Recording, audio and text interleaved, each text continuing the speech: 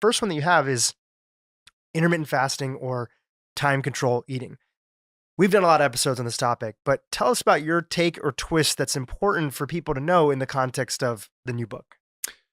Yeah. So number one, because most people don't have metabolic flexibility, most people, when they stop eating or try to extend the time that they don't eat until their first meal, they can't really get to that point because they can't release fats from fat stores. So what I propose in this book is, look, I want to hold your hand and I want to get you to a point where you comfortably only eat from 6 to 8 hours during the day.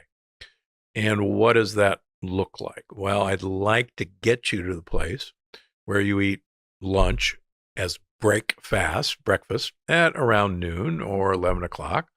And then we'll finish dinner at 7 or 8 o'clock at night. And that'll give us a 6 to 8 hour eating window. Can I ask one clarifying question about Yep. that? So you've talked a little bit about Walter Longo and some of his work and research.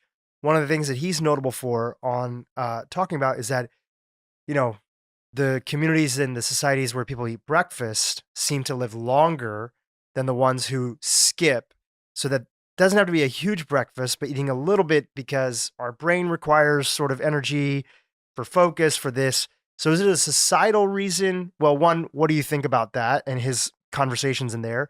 And two, is it because of societal reasons that you're sort of pushing that timeline backwards so to make sure that people can eat dinner? Because dinner typically is a social thing. Yeah. When I was writing The Energy Paradox, I really wanted to have people eat breakfast and eat lunch and then skip dinner. And I've tried it in the past with patients. I've tried it in the past with myself. And if I was going to design the perfect way to do that, that's probably what I would do. But unfortunately, societal reasons, it's completely impractical.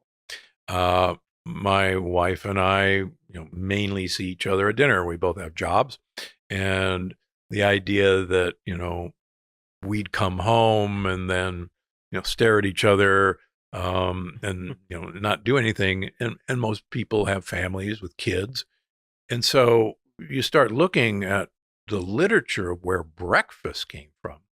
And first of all, hunter-gatherers don't eat breakfast. There's no storage system.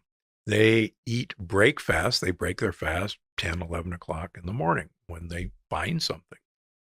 You look at the history of breakfast, breakfast started with the Industrial Revolution in England. And men were sent to factories early in the morning. There were no lunch breaks. There were no breaks. And they would come home late at night. So the wives would feed them a breakfast before they left. And the next time they would eat would be after sundown. They actually followed a Ramadan diet, which is, as I've written about, is actually very effective. Fast forward to the early 1900s when the Kellogg's Corn Flakes Company made a deal with the United Fruit Company, maker of Chiquita banana, that they would put a coupon for a box of Chiquita bananas in a box of Kellogg's Corn Flakes. And then they paid physicians to tell people that not only was breakfast the most important meal of the day, but you should top it with a banana to get potassium. And bananas aren't a great source of potassium. But so this whole mindset of breakfast being the most important meal of the day is really a very modern concept from the late 1800s. For sure. Yeah.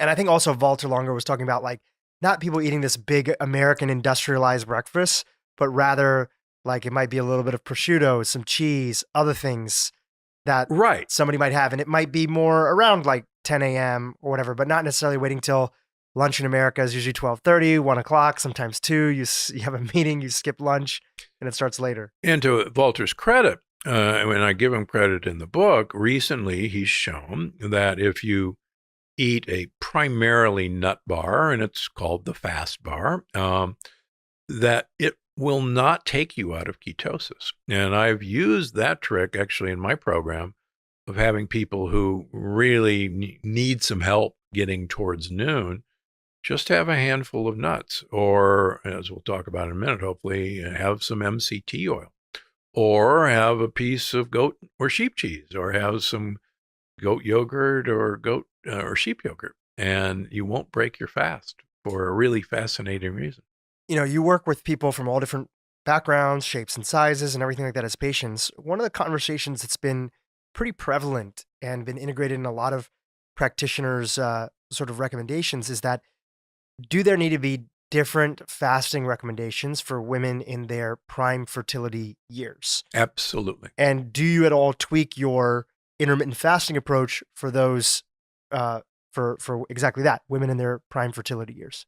Yeah, and I actually work with a lot of women athletes who can't get pregnant, and it's fascinating that they have a very low, body fat percentage, and women have a fantastic sensing apparatus.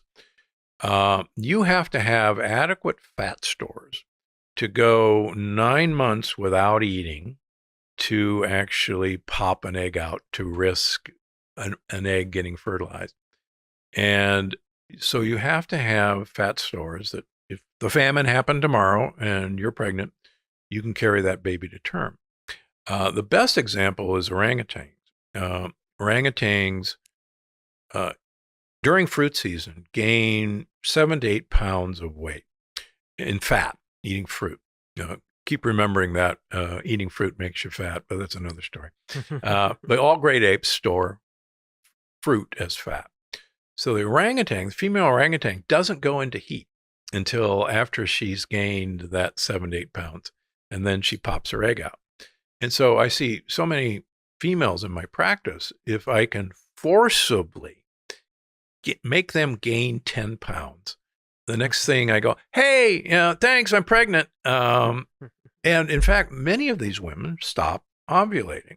And I just actually had a young lady, an athlete, in a couple of weeks ago. And she said, it's really weird. I'm only 35 years old and I'm in menopause. And I go, what do you mean? And she said, well, I haven't had a period in a year now. And, I've been using, a ketogenic fasting diet. I really limit, my eating window. And so I do female hormones on everybody and male hormones on male. And I said, well, that's interesting. You're not in menopause. Your follicle stimulating hormone is incredibly low. And if you were in menopause, it'd be incredibly high. And you're still producing estrogen, but it's not much. I said, you're not in menopause. You've told your body to stop popping out eggs because you're a bad risk. And she said, really? And I said, well, it's right here. And she said, well, that's good news. I thought I was in menopause. And I said, no, but, so if you don't want to get pregnant, then this is a perfect option for you and no problem. She's 35. She has 2 kids. And she said, oh, I just thought I was in menopause. But it was a perfect example. Yeah, you see it a lot. I had a girlfriend many years ago who was, vegan for years, but was a low-fat vegan and stopped having her period. And when she finally started having and kind of discovered the world of Flow Living, which is an author out of New York, Alyssa Vitti, and she started including eggs in her diet and other things that were beneficial. She still was vegetarian, but she was having eggs and things. Boom, immediately started to get her period back, which is just shows you the power of, not removing fats from your diet. That's right. That's true. So how would you adjust your eating window for anybody who's a woman, again, in their prime fertility years, who wants to step into the keto program that you've aligned? Well, the good news is, or the bad news is, the vast majority of us in the United States are metabolically inflexible. And so many people are pre-diabetics without knowing it.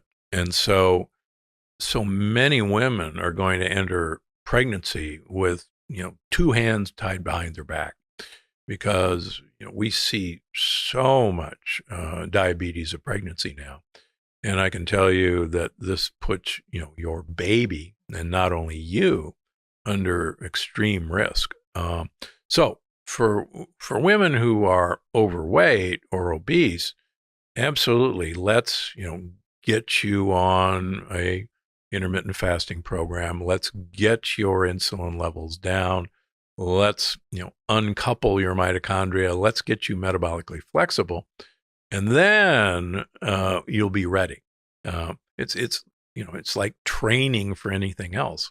And then if you're on the flip side, because you have a lot of people that come to you that have actually been eating very healthy for years, and maybe their fasting insulin is not in the right area, maybe their sugar is a little bit high, but Right. you look at them, they're maybe even look a little underweight, Right. right? So Yeah. for those individuals, would you say that, okay, let's not focus on necessarily the traditional time restricted eating window.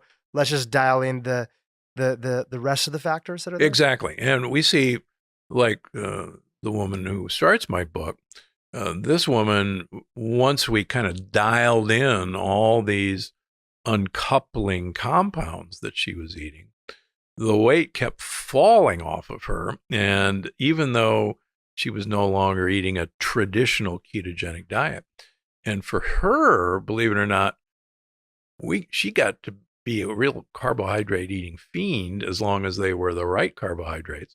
And so she was really happy with my ketogenic version of her diet. That's great, because that's a super important thing for people who are listening. Again, if you've had one belief of what keto is, I think you're going to really like this program, because there's a lot of foods that you can have that previously you didn't think that you could have before.